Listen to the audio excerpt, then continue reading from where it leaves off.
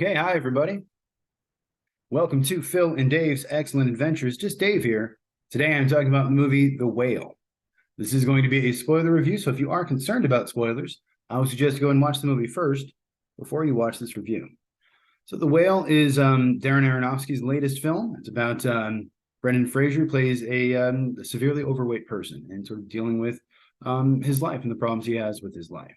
So as far as what I liked about the movie, overall, I thought the cast was great. Brendan Fraser gave an amazing performance, and I know he's been getting a lot of buzz for Oscars and all sorts of award nominations, and I'm sure he will. His performance is really quite good.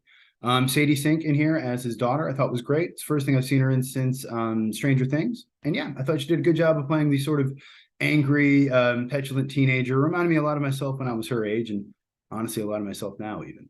Ty Simpkins as the weird little Mormon kid or whatever dumb religion it was. Good performance. I took me a second to realize who he was. He's the kid from the Iron Man movies and he was in something else. I forgot what, but yeah, he's been in stuff. And then Chau as his friend. I thought also great performance by her.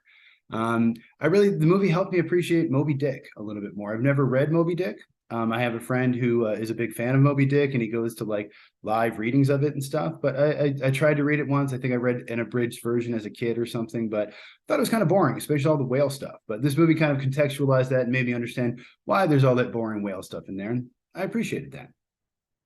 I thought the makeup and the prosthetics for the fat suit that Brendan Fraser was wearing are pretty good. You know, they look pretty solid. A lot of times, couldn't really tell that it was a fat suit or it was prosthetics at all, so that was good. I did sort of like there's this kind of Good Will Hunting, Finding Forrester type angle where like his daughter is struggling in school, so he's like trying to help her, and of course she's precocious and smart. She just is bored and doesn't care. And I've seen it before; it's been done before, but I still like it. There's something kind of nice about that. And I do like that his character had sort of a very positive outlook about everything. He trusted his daughter. He thought she was a good person. He pretty much seemed pretty like he even says, you see it in the trailer, like, people can't really not care or something like that. Yeah, nice. I like that sort of aspect of the character. And again, I see why they chose Brendan Fraser to play him, because that's the kind of character that he often plays. Remind me a lot of him in Scrubs, the character he played in Scrubs a bit. I did like the stuff with the pizza guy for the most part, the way that he kind of introduces himself and says, "Hey, I've been coming over here for years. Let's," that was cool. I didn't necessarily like the ending of it, how that resolved, but yeah. And there's this sort of twist with I keep saying Mormon. He's not Mormon. He's some other weird cult, but as far as I can, same difference. But there's a sort of twist with the Mormon kid where it's like, oh, he's not actually with the church that he said he was with, or something. And at first I'm like, okay, cool, that could be interesting. Granted, the way it went, I didn't like as much, but still, the fact that there was some kind of a twist in there was interesting. As far as what I disliked about the movie, I hate to say it because I'm a big Samantha Morton fan. I loved her in America, but I didn't think she was great in this. And I think it's mostly just because I believe she's Irish. I should have looked it up. I didn't. But so she's doing an American accent. And then when you're trying to do an accent and then you're trying to yell and sort of emote, it's difficult to do. And I really felt like the scenes where she's kind of yelling and doing, I'm just going like, your voice sounds weird because this is not. So I feel like they either should have just made her Irish or cast someone who had an American accent. Again, I love Samantha Morton. I think her performance was fine, but I feel like she struggled a little bit with the accent. And hey, maybe I'm wrong. Maybe she's American, but I believe she's Irish, and so that's why. I didn't love the introduction of the character. So there's sort of a black screen. You hear him talking to his students or whatever. But then the first time we really see him is when the Mormon kid comes in and he walks in on him and he's watching gay porn and pleasuring himself. Fine, I get it. I understand it's a thing of life. People do it. But it just came across a little bit like, oh, look at how real and edgy we are. This guy's masturbating. And it's like, all right. It just came across to me very like edgelordy, like 14, like, oh, look at how, I'm like, I didn't really like the way they handle a lot of the exposition in the movie. I've said it before. Exposition, I think, is one of the most important things of the story, the way that it's handled. And in this, there's a scene in particular where I forget the character's name, but Hong Chau's character says she's talking to the Mormon kid and she's explaining about her brother and how he died and everything else. And then she goes, and that was my brother and the love of Brendan Fraser's character's life. And I'm like, who? People don't talk like that. That's not how normal human beings have conversations, you weirdo.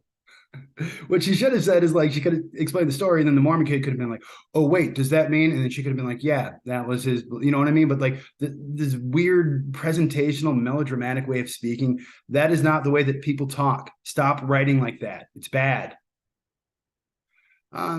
The music, I didn't think it was very good. I forgot to look up who did the music. If it was the same guy who did Requiem for a Dream, that's crazy because I love the music in that. But the music here was just a little over the top and maudlin and just like I just didn't like it very much. And overall, the movie is just very, very melodramatic. There's this sort of standing up scene where he goes to stand up and he breaks the table and then he falls back down and the music's all, like, and it's just so over the top and ridiculous that I felt like I was watching a parody movie. It was just bad. And there's a lot of just very melodramatic stuff. And the music, I think, really kind of plays into that as well. The movie also felt very manipulative to me. I don't know if it's still on, but there's that show, This Is Us. It was popular a couple years ago, and everyone was talking about it. So I'm like, all right, let me check it out. I watched it. It was fine. Not my kind of show, whatever. But people kept saying, oh, I was crying. It would make me cry and all this. And I'm like, I watched it, not one single tear shed. And I'm not saying that because I cry all the time, man. Paddington 2, I'll cry during that movie. I cried times I shouldn't even be crying. But yeah, for that, I just felt like I was being manipulated. I felt like they were trying to make me cry. And when you do that, I'm like, no, I'm not going to do that. No. And this movie felt the same way, kind of just like they were trying to manipulate you a little bit. I didn't like that.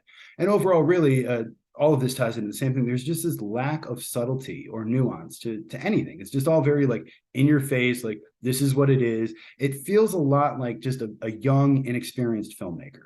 If this movie was made by a 25-year-old kid who just got out of film school, I'd be like, yeah, okay, makes sense. And it's a good directorial debut. Or even if Brendan Fraser directed this, he decided to get into directing and he was like, hey, this is this movie I'm going to make. I'm going to put on this fat suit. I'm going to do this. I'd be like, hey, good job, Brendan Fraser. Like, good for you. And that is how you say his name, by the way, Brendan Fraser. Everyone says it wrong. But yeah, for this one, Darren Aronofsky is in his 40s, pushing 50, I think. He's an experienced filmmaker. He's been making movies for 25 plus years. I expected more. It's really almost embarrassingly bad in some ways. I didn't really like the resolution of the Mormon kid story because, Ellie or whatever, Ellie ends up taking pictures of them smoking weed and sends them back to the church. And then they say, hey, we're not mad. You can come back. We don't care about the money. So then he goes back with the church. Okay, cool. But like, there's still a crazy, weird cult. I guess, and this is me. I hate religion. I hate Mormons and I hate all religion. But that's not a satisfying conclusion to his story arc. That he went back to the crazy cult where they say they don't care. I'm sure they do care, and they're not going to treat him. They're a crazy religious cult. They're terrible people. That's not a happy ending to his story. I don't. Why? And was Ellie really trying to help him? I don't know. Maybe. It didn't seem like she was. I can see why Brendan Fraser's character would think that, but like, I don't know. And it did seem like she cared about her dad. It seemed like maybe she cared about the kid, but also I really don't understand the nature of their relationship. Because at first I thought, okay, they're around the same age. Maybe she likes him and maybe they're going to date or there's something going on there. But they didn't really go that way. I don't know what way they went with that character or why. I don't know what they were going for there, really, honestly. And I didn't really love the ending. Again, they were going for it. He finally stands up. The terribly over-the-top music plays, and his feet start to lift up because he's dead. Okay, cool. He killed himself or something. I don't know, or he just died trying to stand up for his daughter. Was any of this real? Wasn't it? I don't know. I don't care. This movie wasn't very good. I'm sorry. So, other than that, it's directed by Darren Aronofsky. He directed Requiem for a Dream, which is one of my favorite movies of all time. I think it's amazing. I love the performances. Ellen Burstyn in there is crazy. The music is awesome. The editing, the drug use. And this movie, much like that one, and another movie did The Wrestler, and even Black Swan, they're all kind of about addiction or like trouble that you have and sort of fitting in and stuff, like a lot of things. And I think the way that Requiem for a Dream resonated with me with the drugs and everything, this movie didn't as much. And I do think there is an aspect of drug use is, I hate to say it, but kind of cool. Drinking, drugs, like they're glamorized. You're having sex with supermodels and like doing fun stuff. Whereas eating is not as glamorous. A scene of somebody overdosing on drugs, they're shooting up, they're smacking the vein, they've got the needle going in. Like that's sexy, that's interesting. Somebody overeating is just greasy stuff all over their face and their fingers, and like it's not as sexy, it's not as interesting. So maybe there's an aspect of that, I don't know. But yeah, other than that, he also did Requiem for a Dream, The Wrestler, and Black Swan. I liked all those movies. I did not see Mother, his most recent movie. I didn't hear great things about it, and I just didn't bother. It didn't seem like my kind of movie. It's written by a guy named Samuel D. Hunter, based on a play that he wrote. Same play. He wrote a bunch of plays, and I've never heard of any of them, but he also worked on the show Baskets, which I did watch for a while, and I liked that show.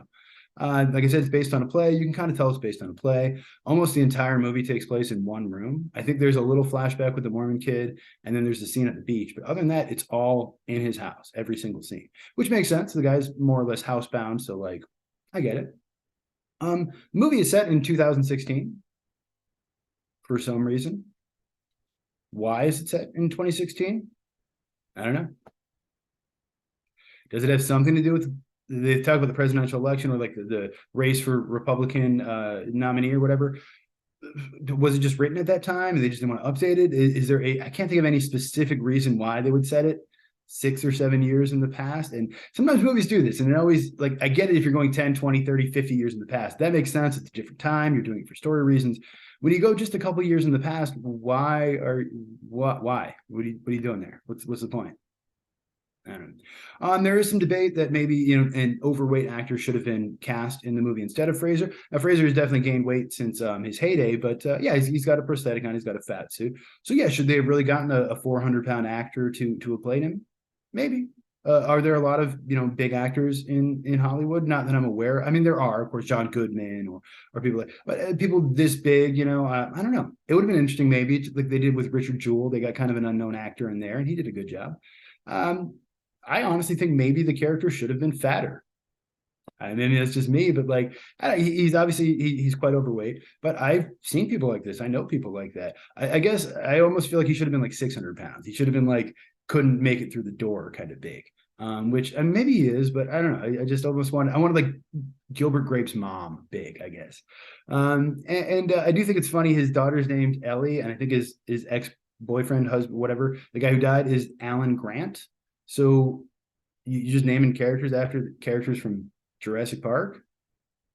Like, it's cool. I mean, I like Jurassic Park, the first one. But why? I get why you do that. I do that. Writers do that. It's a fun thing to do. But like, it kind of takes away from the story when all of a sudden it's like, oh, because I like Jurassic Park there. Like, if it would have had some kind of meaning to it, okay. But it just seemed like, guys go, oh, Jurassic Park. Some named up Jurassic Park people, huh?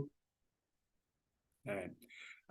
This is one where there's a big split between the critics and the audience score. So on Rotten Tomato, at least the time I looked this up, critics are about 65%. So, some of them liked it, some of them didn't. Audience score is 91%, though. Like, people are loving this. And I know people love Brendan Fraser. He's kind of on a comeback. Everyone feels, has heard about what happened to him and everything else, and they kind of are rooting for him. So that's great. But it does sort of seem like, I feel like I have to side with the critics on this one, where it's not a very good movie. It's kind of embarrassingly bad and over the top, in my opinion. I don't know. But maybe I'm wrong. Maybe I'm just cynical and jaded. But like, yeah, I was disappointed by this movie. I was released by A24, who, I've had my ups and downs with A24. They did some stuff earlier that I liked a couple years ago. And then this year, for example, Everything Everywhere All at Once is, I think, still the best movie of the year. I loved that movie. I really liked Marcel the Shell with Shoes On, but I did not like X that much, and I really didn't like Pearl. And I thought Bodies was just god awful. So A24 is one of those where like they're very hit or miss for me. They've got some good stuff, and they've got some stuff that personally I think is terrible. But everyone else seems to like them, so hey, maybe I'm wrong. So as far as my score goes in this one, I'm gonna give it a 6 out of 10. And I think that's kind of being generous. Honestly, the movie is not very good. And if people like it, hey, I'm not going to take that away from you. Good job, like the movie. But I feel like if I were 15 and I saw this movie, I would think it was great. But as an almost 40-year-old, it's just kind of tone deaf and embarrassingly kind of melodramatic and over the top is what I think. But if you saw the movie, let me know what you thought of it down in the comments below. Thank you so much for watching. Hope you have a great night. And I will see you here again next week.